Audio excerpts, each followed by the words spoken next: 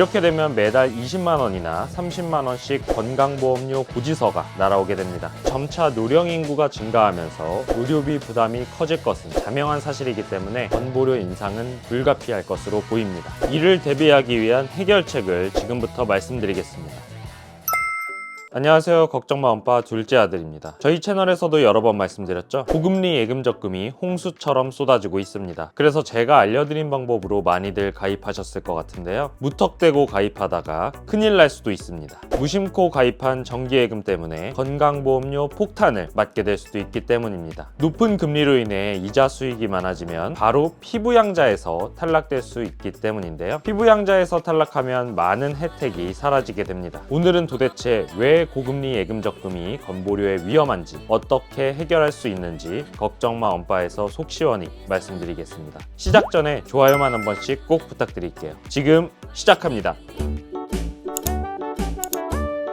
결론부터 말씀드리면 고금리로 인해서 이자 소득이 많아지면 피부양자 요건에서 탈락할 수 있기 때문입니다. 그러면 도미노처럼 무너지게 됩니다. 피부양자에서 탈락되면 지역가입자, 즉 돈을 내야 하는 가입자로 신분이 변하게 되는데요. 이렇게 되면 매달 20만 원이나 30만 원씩 건강보험료 고지서가 날아오게 됩니다. 갑자기 뜻하지 않은 지출이 20, 30만 원씩이나 생긴 것이죠. 이렇게 되면 이미 은퇴를 하셔서 소득이 없는 은퇴자분들에게는 매우 치명적일 수밖에 없습니다. 현재 피부양자 박탈 조건 먼저 살펴보면 이렇습니다. 첫 번째로 소득 요건이 대폭 강화되었는데요. 먼저 연소득 2천만 원을 초과하면 안 됩니다. 2천만 원 기억해 주세요. 그리고 사업소득이 없어야 합니다. 만약 사업자 등록을 하지 않은 경우라면 프리랜서 같이 500만 원 이상의 소득이 발생할 경우 피부양자 자격이 박탈됩니다. 두 번째는 재산 요건입니다. 먼저 재산세 과표로 9억 원이 넘어가는 경우 피부양자 자격이 박탈됩니다. 또한 재산세 과표 9억 원 미만의 재산을 갖더라도 5억 4천만 원은 초과하고 연소득을 1천만 원 이상 벌고 있다면 역시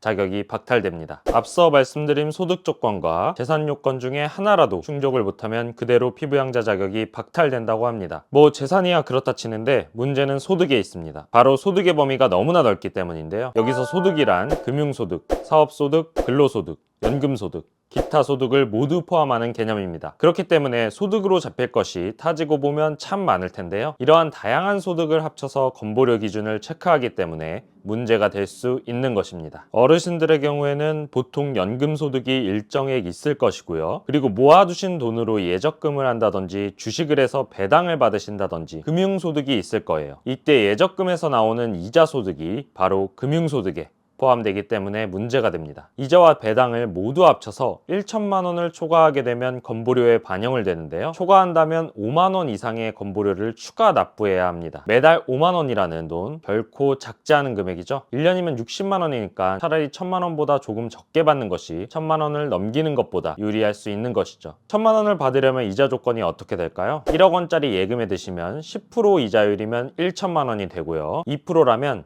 2억일 경우 1천만 원이 됩니다. 물론 1, 2년 전만 해도 10%짜리가 어딨냐, 왜 걱정하냐 했겠지만요. 지금은 저축은행을 중심으로 앞다투어 고금리 예적금을 판매하고 있는 것이 현실입니다. 그러면 당연히 이자와 배당 소득으로 연 1천만 원을 넘게 되시는 분들의 비율 또한 올라갈 수밖에 없겠죠. 이렇게 건강보험료에 대한 고민 없이 무턱대고 금리 많이 준다고 이 통장 저 통장 가입해 두시면 뜻하지 않게 건강보험료 납부 통지서가 날아올 수 있는 것입니다. 여기까지는 사실 조금만 조심하면 되는 부분인데요. 최근에 발표된 내용은 더욱 주의를 해주셔야 됩니다. 바로 이자와 배당소득 등을 합친 금융소득이 336만 원을 초과할 때 건강보험료를 청구하는 것을 추진하겠다는 내용입니다. 내년에 연구 용역을 수행하고 연구 결과를 바탕으로 보험료 부과제도 개선위원회 논의를 통해 의견을 수렴하기로 했다고 합니다. 아까 말씀드렸듯이 이게 1, 2년 전이면 상관이 없는데 요즘은 이자율이 높다 보니까 5천만 원을 가입하게 되면 이자율이 6.72%만 넘어도 안 된다는 것입니다. 따라서 금융소득 336만 원을 초과한다면 건강보험료를 납부해야 하는 상황이 발생할 수 있습니다. 이렇게 말씀하신 분들도 계실 거예요. 아직 확정되지도 않은 것 아니냐. 그런데 과거의 일은 반복해서 벌어진다고 하죠. 2022년 9월 때 있었던 건강보험료 피부양자 자격 조건 강화로 27만 명가량이 피부양자 자격을 상실했던 과거를 잘 기억하셔야 합니다. 재산세 과표가 3억 6천만 원을 초과하고 연소득 1천만 원을 초과한다면 피부양자 자격이 박탈된다는 발표를 했었는데요. 이럴 경우 약 57만 명가량이 피부양자에서 탈락할 것으로 예상되었었죠. 근데 집값이 너무 오르다 보니 재산 기준은 일단 유지하는 방침으로 다시 바뀌었죠. 대신 종합 과세소득 기준이 3,400만 원이었던 것을 2천만 원으로 바꿨습니다. 그래서 원래는 자격 상실자가 58만 명 정도에 달했으나 실제로는 27만 명가량이 피부양자 자격을 상실했습니다. 과거를 통해 향후에 발생할 일을 생각해보면 기준은 언제든지 바뀔 수 있다. 그리고 논의는 계속되고 있다입니다. 결국 현재 금융소득 연 1천만 원 초과해서 336만 원으로 강화될 가능성을 배제할 수 없다는 것입니다. 보건당국은 2023년에 연구 용역 및 의견 수렴을 통해서 입장을 정리하고 24년에는 국민참여위원회 및 국민 여론조사 등을 통해 사회적 합의안을 도출하겠다고 합니다. 또한 2025년 11월분 보험료부터 적용 계획안을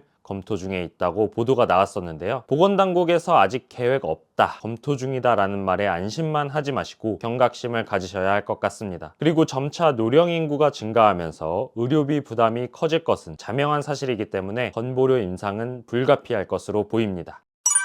이를 대비하기 위한 해결책을 지금부터 말씀드리겠습니다. 첫 번째로는 건강보험료 부과 기준에 비과세 소득은 포함되지 않습니다. 따라서 비과세 혜택이 있는 금융상품을 활용하시는 방법입니다. 비과세 소득 금융상품으로는 개인종합자산관리계좌, 비과세 종합저축, 저축성 보험이 있습니다. 두 번째로는 퇴직소득이나 개인형 연금을 활용하시는 방법입니다. 퇴직소득의 경우 퇴직금을 수령할 때 발생하게 되는데요. 퇴직연금을 가입해서 수령한다면 매월 돈을 나눠받아서 안정적이고 건강보험료 부과 대상에서 제외됩니다. 또 개인형 연금의 연금소득은 연간 1,200만 원 이하 수령 시 연금소득세 5.5%에서 3.3%로 분리과세됩니다. 분리과세가 된 소득도 건보료 부과 기준에서 제외가 되기 때문에 건보료를 줄일 수 있습니다.